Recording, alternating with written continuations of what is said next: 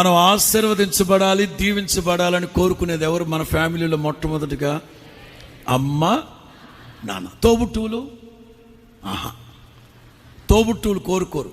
తొక్కేయాలి అనుకుంటారు. అక్క చెల్లెళ్ళు తొక్కేయాలి. తినే ఆడబడుసు, తోడళ్ళు అందరు తొక్కేయాలి. మనం ఆశీర్వదించబడాలని కోరుకునేది అమ్మ, నాన్న. మీరందరూ దీవించబడాలి, ఆశీర్వదించబడాలి అని మీ తల్లిదండ్రులు కోరుకోరో కానీ సేవకులమైన మేము అహర్నిశలు పూర్ణ మనస్సుతో కోరుకుంటాం. దేవుడే దానికి సాక్షి ఆనబెట్టి చెప్తున్నాను. ఎందుకంటే మీరు దీవించబడాలి, మీరు ఆశీర్వదించబడాలి, ఐశ్వర్యవంతులుగా మారాలి. మాకెవరున్నారండి? ఇక మొట్టమొదటిగా సేవకులు కోరుకుంటాం, ఆ తర్వాత అమ్మ, నాన్న.